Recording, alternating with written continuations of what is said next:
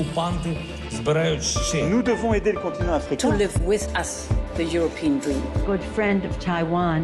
Europe 1, bonjour. Votre revue de presse internationale, nous sommes d'abord en Grèce. Bonjour Clémentine Athanasiadis. Bonjour. De quoi parlent les journaux grecs ? Des élections législatives et de la victoire du Premier ministre sortant, le conservateur Kyriakos Mitsotakis.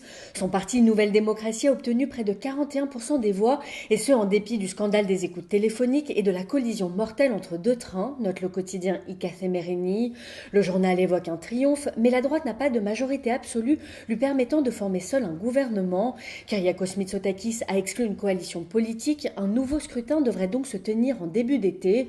Le journal IAVI estime qu'il n'y a pas de temps à perdre pour Syriza, principal parti d'opposition et grand perdant de ces élections. La formation de gauche qui a recueilli 20% des voix appelle à des changements immédiats.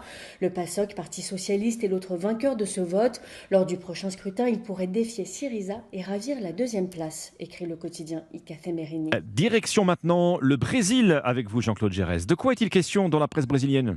De la position ambiguë du président Lula sur le projet d'exploitation pétrolière à l'embouchure du fleuve Amazone. Le site Géon indique que l'Institut brésilien de l'environnement a refusé à la compagnie nationale Petrobras la licence d'exploration. Et la Folha de São Paulo rappelle que le président brésilien a confirmé que si l'exploitation de ce pétrole pose problème, elle ne sera certainement pas autorisée.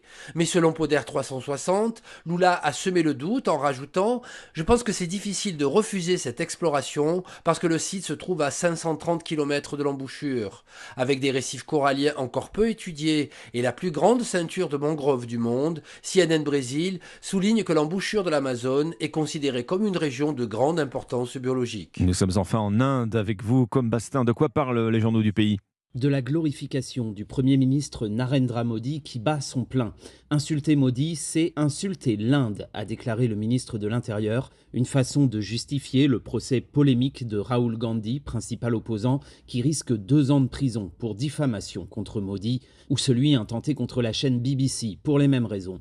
Les propos ont été tenus dans une réunion géante dédiée à la communauté Modi, un nom courant dans l'état du Gujarat où est né le Premier ministre. Son frère, qui prenait la parole, est allé jusqu'à inciter les Indiens à adopter Modi comme nom de famille pour rendre hommage aux dirigeants.